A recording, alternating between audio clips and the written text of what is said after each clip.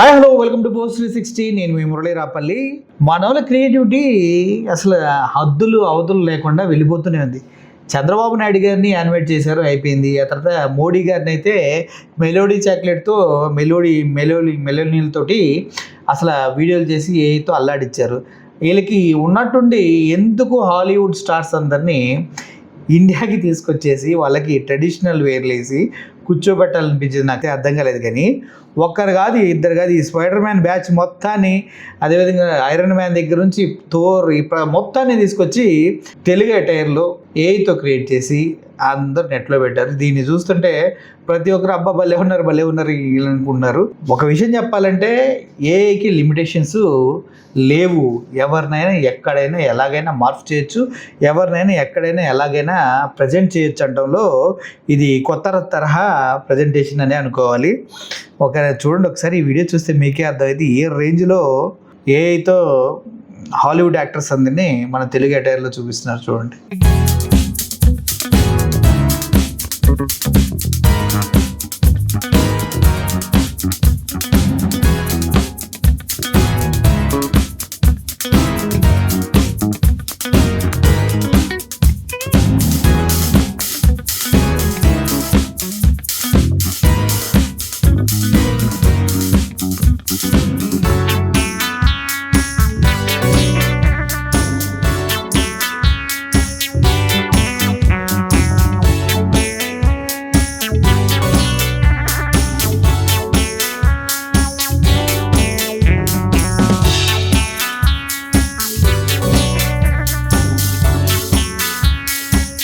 చూశారు కదా. ఇప్పుడు చంద్రబాబు నాయుడు గారిని నన్ను ఇంకొకరిని ఇంకో ప్లేస్లో పెట్టి క్రియేట్ చేయడం ఎంతసేపు చెప్పండి.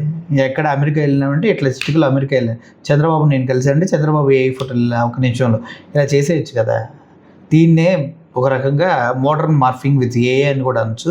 దీని ద్వారా ప్రజల జీవితాల్లో ఎటువంటి పరిణామాలు వస్తాయో ఫ్యూచర్లో మనం చూడబోతున్నాం. ఈ ఏఐ వీడియోస్ని ఒరిజినల్గా నమ్మే వాళ్ళు కూడా చాలామంది ఉన్నారు. ఈ మధ్యకాలంలో నా దగ్గర కూడా ఒక వ్యక్తి వచ్చి ఇలాగే కూర్చొని ఏ వీడియోస్ని తన ఒరిజినల్ వీడియోస్ అని నమ్మించడం జరిగింది.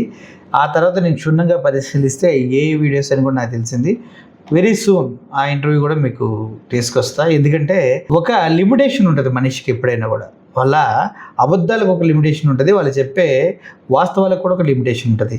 అది దాటి ఎదుటివాడిని ఎరిపప్పని చేయడం అంటే తప్పది. ఇప్పుడు ఏ వీడియో చేసినా, లేకపోతే నాకు ఇంకో వ్యక్తి ఇంకొక ఏ ఫోటోలు చూపించినా, ఇంకొకరు ఏం చేసినా కూడా ఏఐని ఎంతవరకు వాడగల అంతవరకు వాడాలి. స్తుతి మించి వాడి సెల్ఫ్ రైడ్ కోసం, డబ్బాల కోసం వాడుకుంటే అది ఎప్పుడైనా ఓపెన్ అవ్వాల్సింది. ఎందుకంటే దాన్ని తీసుకెళ్ళి ఎక్కడ తయారైందిరా అనేసి సెర్చ్ ఇంజిన్లో అడిగితే అది క్లియర్గా చెప్తుంది, ఇది ఏ వీడియోరా తింగరోడా అని చెప్తుంది. ఆ తింగరతనాన్ని మనం అర్థం చేసుకోవాలి. ఒకసారి ఇలాంటివి ఏ వీడియోతో ఏ ఫోటోస్తో ఒక వ్యక్తి నా దగ్గరికి వచ్చారు. ఆయన తీసుకొచ్చిన ఫోటోలు చూసి నేను కూడా అబ్బురు పడి సంబరపడ్డాను. ఆ వ్యక్తి గురించి వెరీ సూన్ ఒక ఇంటర్వ్యూ చేస్తా, చూడండి దుమ్ము రేగిపోద్ది అంతే. Thank you for watching this video. Murali signing off. Thank you so much.